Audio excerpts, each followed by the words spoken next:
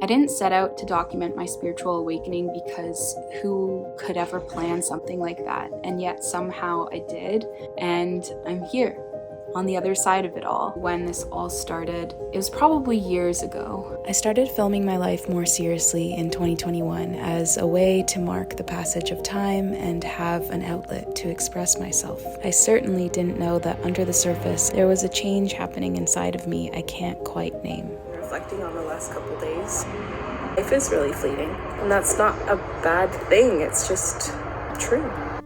The life I'm living now isn't aligned with who I want to be. I can't sit in that familiarity anymore. I feel restless. The opportunity for me to go to a retreat in Costa Rica came up, but I only booked a one-way ticket. At the time, I didn't know that what I was embarking on was this journey of totally opening up from the inside out. The night before I leave to go to Costa Rica definitely feels like a new beginning. I've had so many experiences in the last couple days. My mind is just totally expanded. You just can't close yourself off here. As I traveled, I noticed I was starting to feel calmer, more myself, and more embodied. What I want to let go of is non-authenticity. I've begun this process of releasing so much stored energy and negative beliefs. It all came back to the little girl that I was who was told to stop crying. Healing and awakening were so intertwined in my journey. I wasn't becoming something new. I was just removing all of the layers of trauma and illusion, and I could just be myself. As I began to heal my inner wounds and created a safer connection within myself, I began to trust my emotions and desires, and this led me to find a much stronger sense of inner knowing. Soon, I was planning my travels from intuition only, and it was almost like life kept pulling me forward. After working on the land through my travels, I began to see nature differently as a conscious equal. Every day for thousands of years used to be like that. I'm about to go on a plant walk. There is a symphony of plant songs, and somehow we've lost the ability to listen. I also began to see abundance as an internal state of being rather than a financial number alone. I practiced yoga, got back into music, went to ecstatic dance.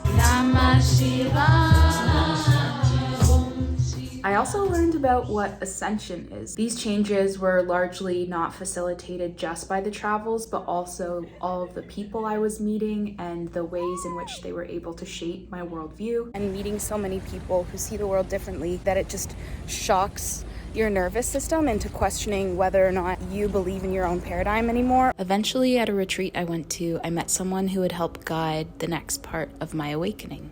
His name is Lama Dorje. He's a Tibetan Lama that grew up in Tibet as a monk and then came to Costa Rica to live in the mountains and start a World Peace Center. He didn't speak a lot of English, and I didn't speak a lot of Spanish or Tibetan for that matter. So I ended up connecting a lot with his translator, and she was saying that she came to Costa Rica to learn more about the sustainability and permaculture movements in the country, and instead she told me that there was this layer that she found. It was this layer of the mind. Like, you can talk about projects, you can talk about changing the world, but if you don't access this layer of the mind underneath everything, then is it really true change? And this question just like completely opened her up. And at that point, I didn't really understand what she was talking about. Part of me just felt like, how could you let go of your dream of finding sustainability through like community living and permaculture to go pursue something wildly different, which was to be a translator for this monk? She just kind of smiled at my bewilderment, and they said, come to the meditation retreat that they're about to be hosting in the mountains in a few months' time.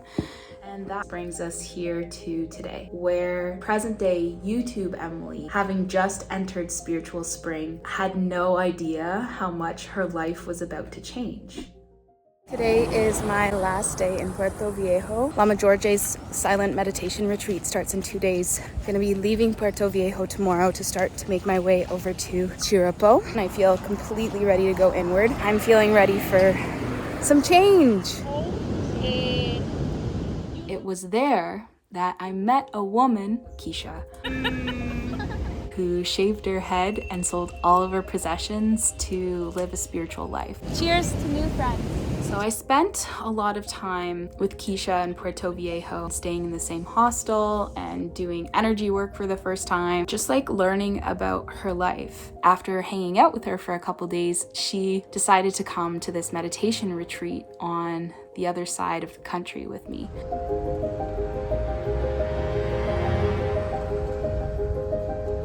On one hand, there was Lama Dorje, and then on the other hand, there was Keisha. They both were some of the most spiritual people I'd ever met, and yet they were living such polar opposite lives. One who had built his life around discipline and lineage, and the other that was just so free. They just kind of became my teachers over the next few weeks following.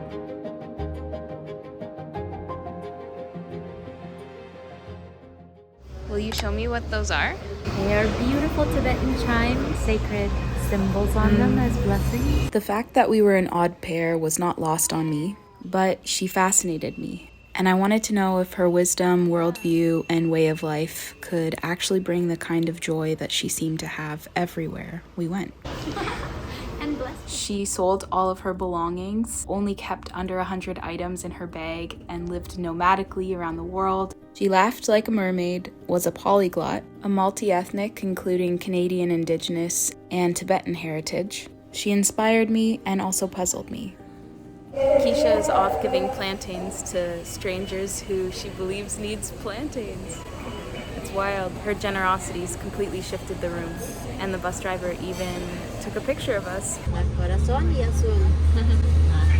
She made friends everywhere we went, especially with kids. And the more time I spent with her, my own heart began to open as well, to the possibilities of life, to how interconnected we all are, and that maybe God is real, acting within us, influencing our decisions, so our lives become these grand adventures full of wisdom and learning. Right before this, Keisha gave away one of her possessions to a woman on the bus. I was just shook because she's so in the flow. She's not attached to anything. I was inspired by Keisha's kindness, so I just gave my markers away to a kid who wants to draw, and now he's drawing. I'm learning about abundance through giving rather than abundance through only receiving. It's beautiful. He loves me. Blessings on the blossoms, blessings on the fruit, blessings on the leaves and stems, and blessings on the root. Positive vibrations, magical deliciousness, and love and light. This is the best trip ever. Yeah. This is the best trip ever. And I love asking important questions for my subconscious to work on. Such as, I like using such as, how much more magical and beautiful and loving and adventurous and magical can this trip get? Sometimes she triggered the heck out of me. Were you sad? No. People either loved her and gravitated towards her, or were so triggered by her they left her alone. Like a good example of this, she got banned from the hostel that we were staying at. And here I am just witnessing it all. I'm witnessing her just being so triggering for people, and yet also standing so much in her heart and standing so much in love.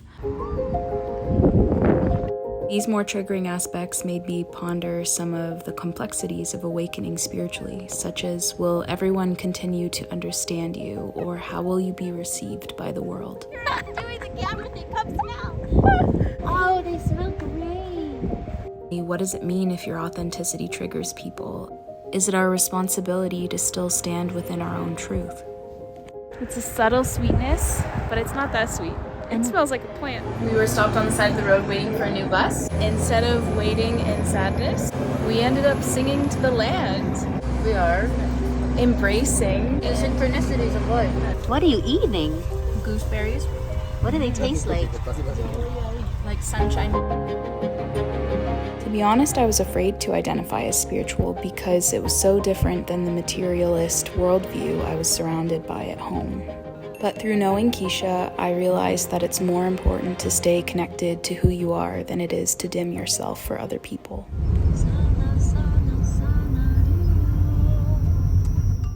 Good morning. We're in this little eco lodge. Keisha and I close to Chirapo Mountain on our way to Lama Dorje today. Keisha woke up really early, made a new friend, and they're talking outside. I just enjoyed spending time in a really cozy bed, just reflecting on life and all the things that I've been processing. Look at all these plants. It's just so beautiful here. I'm walking down to the river now and you can hear it. It's so loud. It's beautiful.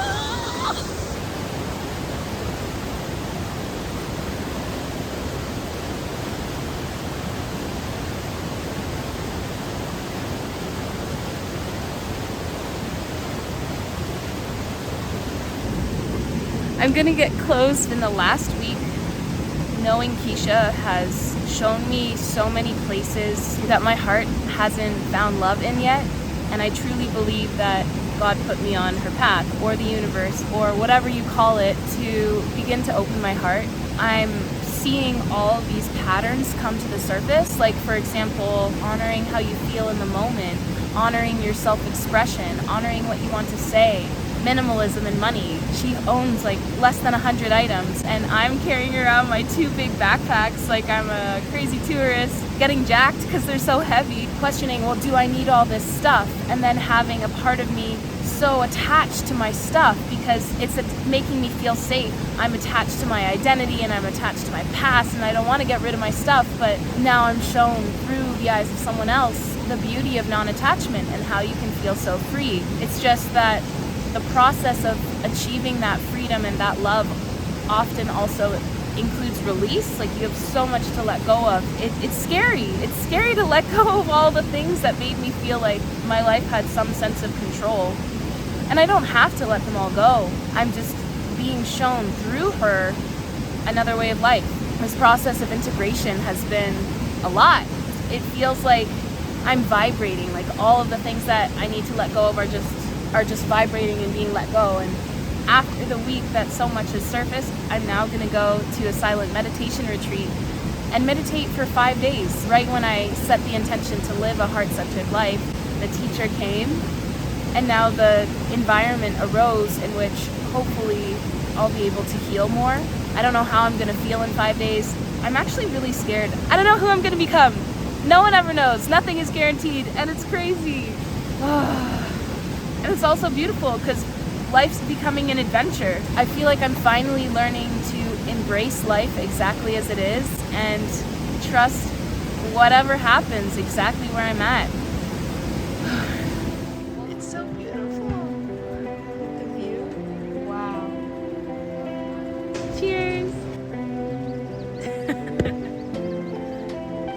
I wanted to say that I feel so abundant and we're getting all this beautiful food and the view and the kindness of the staff, and I just feel so grateful. This whole week with Keisha leading up to the silent meditation retreat marks a turning point in my life where this old self died and my new self was ready and waiting to be born. This process just continued in the weeks to come. Like next week, I'll be posting about meditating in the mountains with Lama Dorje, and the story of a life keeps unfolding.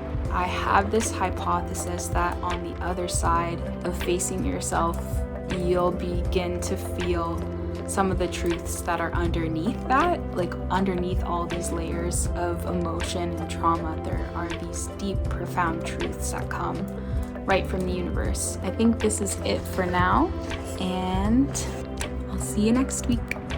Thanks for watching. And you could be like the poorest person on the planet and still be the richest if your life is filled with gratitude for every moment. And